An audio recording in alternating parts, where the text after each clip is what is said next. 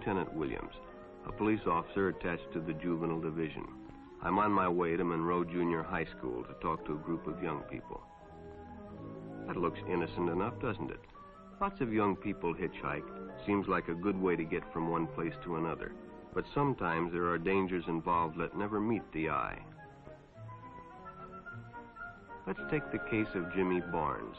Jimmy played baseball all afternoon, and he didn't feel like walking home, so he decided to thumb a ride.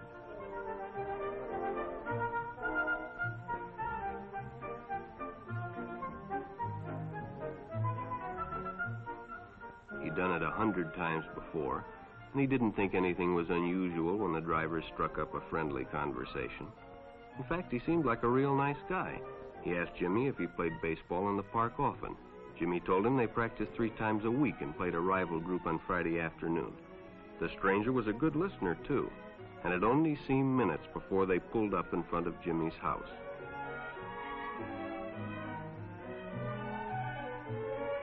When Jimmy got out, the stranger gave him a friendly pat. Then he told him he'd see him again, as he always drove by the park on his way home.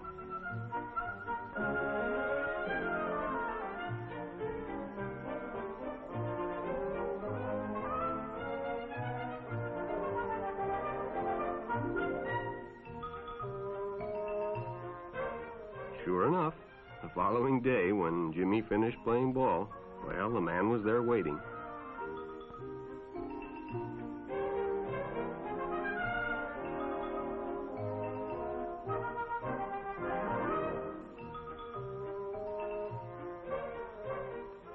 They stopped at a drive-in, and the stranger treated him to a Coke.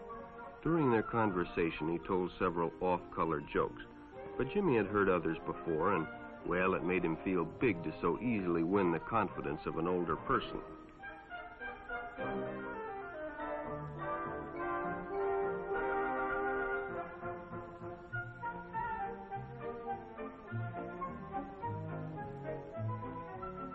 The following Saturday, they went fishing together.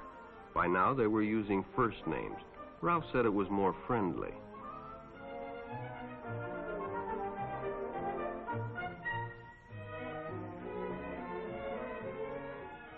Jimmy hadn't enjoyed himself so much in a long time. Then during lunch, Ralph showed him some pornographic pictures. Jimmy knew he shouldn't be interested, but, well, he was curious. What Jimmy didn't know was that Ralph was sick, a sickness that was not visible like smallpox, but no less dangerous and contagious, a sickness of the mind. You see, Ralph was a homosexual, a person who demands an intimate relationship with members of their own sex. But by now, Jimmy felt a fondness for Ralph, and they continued to go places together. Ralph was generous and took Jimmy many interesting places and did many nice things for him. He bought presents and even gave him money, but payments were expected in return. You see, Jimmy hadn't recognized Ralph's approach soon enough. When Ralph first asked Jimmy to go fishing alone, he should have discussed it with his parents or teacher. Finally, Jimmy told his parents, and they reported it to the juvenile authorities. Ralph was arrested, and Jimmy was released on probation in the custody of his parents. But all homosexuals are not passive. Some resort to violence, as in the case of Mike Merrick.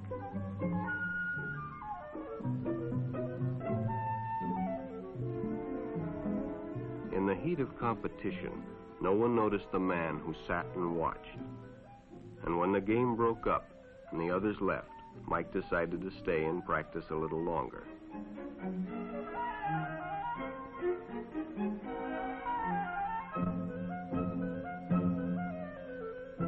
The stranger joined him. He was friendly and, well, it was better than playing alone. But after a few shots, Mike realized he had already overstayed his time and suggested he better leave. The stranger told him if he'd like to stay longer, he'd be glad to drive him home when they finished. Sounded great to Mike. Chance to play longer and get a ride home, too.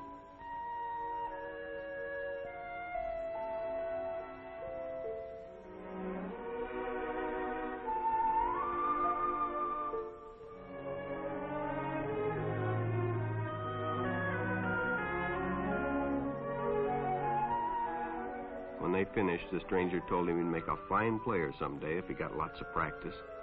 The companionship, the praise, the friendly attitude dispelled any misgivings Mike might have had about going with a stranger. He probably never realized until too late that he was riding in the shadow of death. But sometime that evening, Mike Merrick traded his life for a newspaper headline.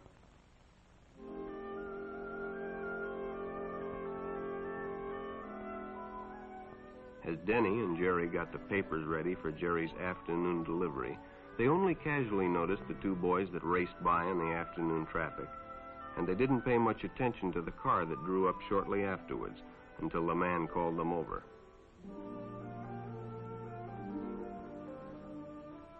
Had two boys been by on bicycles? The boys nodded they had. Could they recognize them if they saw them again? Well, Denny guessed he could. Then hop in, the man said. Those are stolen bikes. Without giving it another thought, Denny got in and the car sped away. Jerry watched. He'd been told many times, if a friend got in a car with a stranger, to write down the license number. It didn't seem to apply, but, well, fortunately, he marked it down.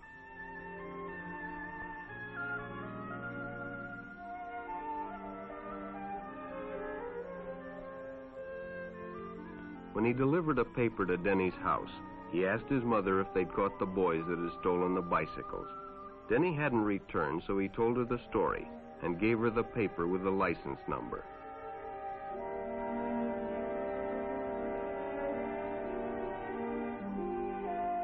Being a careful parent, she decided to call the police. Jerry supplied the necessary information, and the stranger's car was quickly spotted. It was a good example of how important it is to always get the license number and description of any stranger who takes a young person off alone, no matter what they tell you.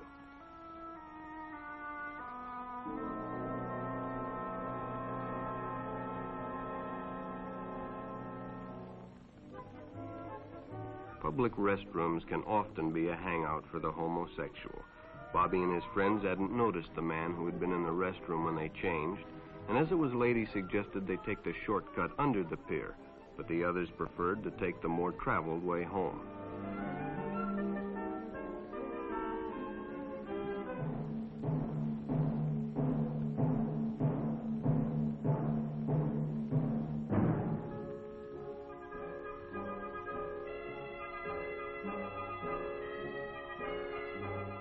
When Bobby recognized the stranger as the man in the restroom, the shortcut under the pier didn't seem like a good idea at all.